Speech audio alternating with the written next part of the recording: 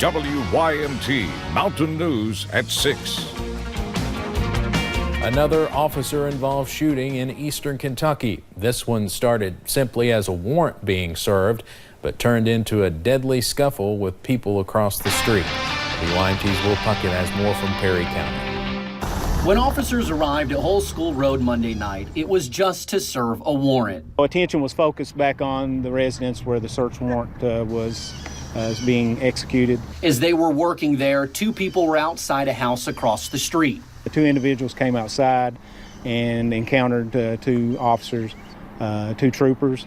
They saw that one of those individuals appeared to have a firearm on him. In between their commands to drop the weapon to the two people making their way around a house, they ran upon two other police officers, and that's when things took a turn for the worse. And they too gave commands for the individual to drop the firearm, at which time there was an exchange of gunfire. Now, Tuesday marks just 3 weeks since the last officer-involved shooting in Perry County. Don't want to say that it's a pattern, but it just seems that issues and circumstances like this are becoming, I won't say common, but they're happening more often than they have in the past. Now, in an area where people who did not want to go on camera say is notorious for drugs, everyone is on edge. In Perry County, Will Puckett, WYMT Mountain News. The state trooper at last check was still at Hazard ARH, but is expected to make a full recovery. Police have not released the name of the trooper or the person killed yet. A Knott County man is accused of beating a mentally handicapped person. A.C. Patrick faces a second-degree assault charge. He's accused of punching a man, knocking him down, and then beating the victim. Patrick pleaded not guilty. A preliminary hearing is set for the 25th. Court documents say the victim ended up with 6 cracked ribs, a cracked vertebrae, and a possible broken hand. 2 men are facing charges for an unusual theft in Whitley County. Officers say Tommy Wynn and Charles Cobb were caught trying to steal a 22-pound cast iron bell from outside a Corbin home yesterday afternoon. Police say the owner of the home is dead. When officers arrived at the scene, they caught the men red-handed. Both are now charged with receiving stolen property. Police in southern Kentucky are trying to find the people who shot out the window of a store in a late-night break-in. It happened early Monday morning at a Family Dollar in the Greenmount community of Laurel County. As WYMT's Phil Pendleton tells us, police believe the thieves tried to break in the store a second time this morning.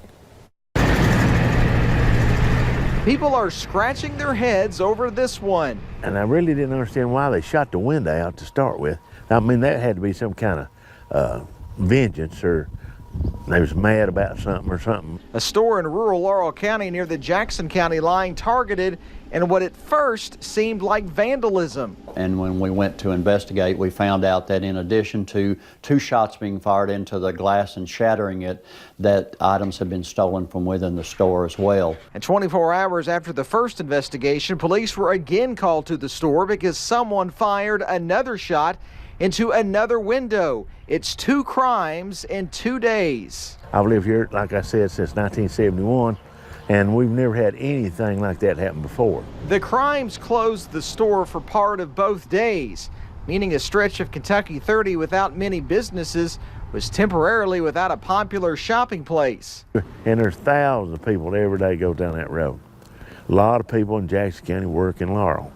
Police say it was certainly a violent way to enter a store in the middle of the night. Well, number one, it's really unusual for someone to make entry by shooting out the glass of anything. They usually take a rock or a crowbar or a baseball bat or something like that to break out the glass or break down the door. In Laurel County, Phil Pendleton, WYMT Mountain News.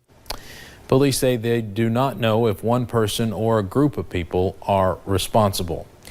A Whitley County pharmacist will serve 78 months in federal prison. A jury convicted Kim Jones in February. Prosecutors said Jones illegally distributed narcotics and defrauded Medicaid and Medicare. A jury convicted her on some but not all charges. She owned Kim's hometown pharmacy in Williamsburg. As part of the sentence, Jones must serve 85% of it.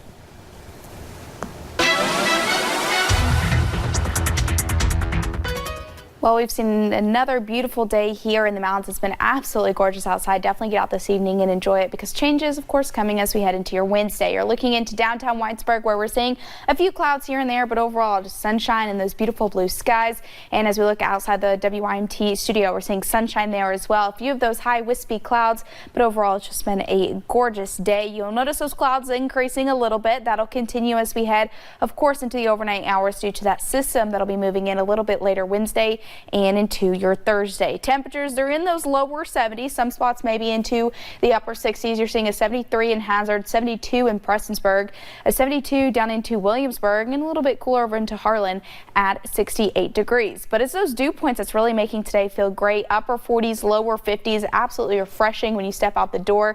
And yesterday it was just really hot and muggy, so today feeling absolutely great. But as we head through the overnight hours, temperatures will start to drop a little bit.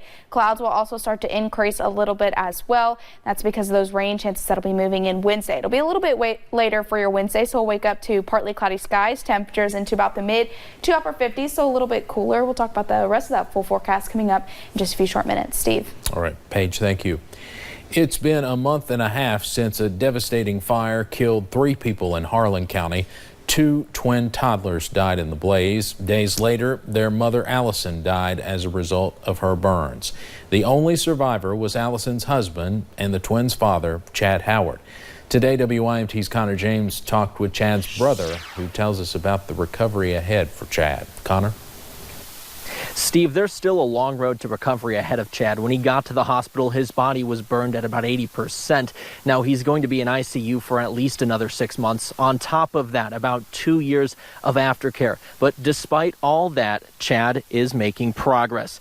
The skin that doctors are putting on his body is starting to take, and his body is slowly but surely beginning to heal. Actually, just yesterday, Chad had his first drink of water that wasn't given to him through an IV. His brother told me Chad said it tasted like heaven. His family also tells me, though, it's been a very hard time for Chad dealing with the loss of his wife and his 2 kids.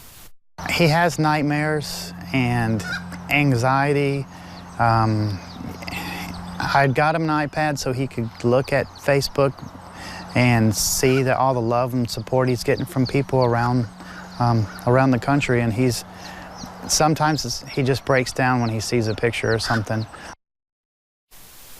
Now, Steve, after all is said and done, his brother Shane tells me Chad's actually going to move down to Florida with him. It's just too painful to come back up here to Harlan County. He does want to thank everyone in this Harlan County community and really across the country that have been behind them and supporting them through all this. They have a GoFundMe set up for Chad and his burn relief. Like I said, I'll have much more coming up at 11.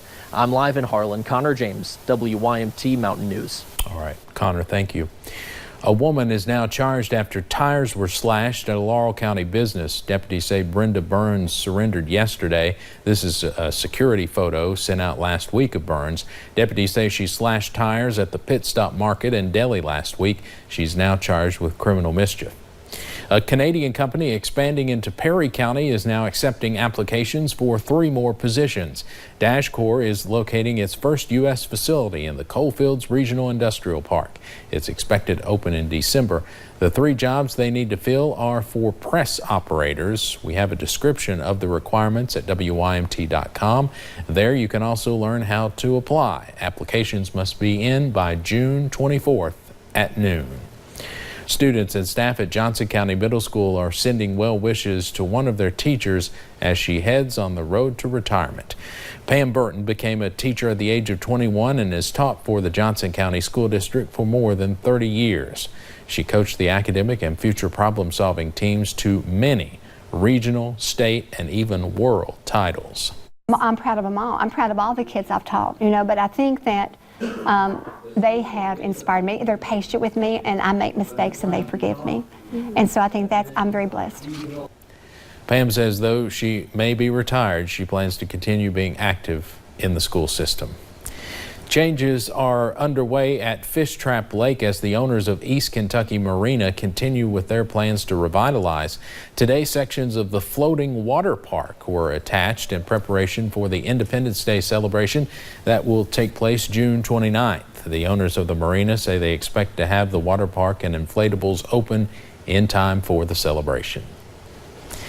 Well, the 4th annual Burger Week is off to a good start in Corbin. Sounds good. Officials say it will not be surprising if each restaurant serves around 700 burgers. Owners say they are thankful for what this week does for their business and the community as a whole. WYMT's Hannah Reynolds is in Corbin with more. Corbin, a town officials say is quickly becoming a foodie destination. We were looking for a way to highlight our businesses, showcase some of their recipes, as well as get some people in the door. That is how Burger Week started 4 years ago, bringing people off the interstate and into local restaurants. And those restaurants have fun, competing to see which will win the People's Choice Award at the end of the week. Everything's pretty much local. We use fresh ingredients, and everything's cooked to order. And I think we got one of the best burgers in town by far. And they all think they're going to win. But some places up for the trophy, you might not normally go to get a burger. Those have already sold close to 300 burgers, and it is only Tuesday. This competition is especially important to new business owners. For us, it was a big challenge in the beginning. We wanted to welcome everybody to come in, let them try this Burger Week that we're so excited about it. Overall, the hope across town is that the burgers will continue to bring in repeat customers spending their money in town. It's good, more revenue for Corbin. Expanding growth in Corbin, one burger at a time. In Corbin, Hannah Reynolds, WYMT Mountain News. And I'm ready for dinner now. The Burger Week burgers are all $5 each, and you can vote for your favorite one at CorbinKYTourism.com. And those showers and storms return by your Wednesday afternoon, continuing into your Thursday a little bit. But good news is by the time we get to Friday, we'll finally see sunshine return back to the mountains. I'll look at that full forecast coming up in just a few short minutes. But first, we'll show you why some teens from Nebraska visited the mountains this week to make a difference.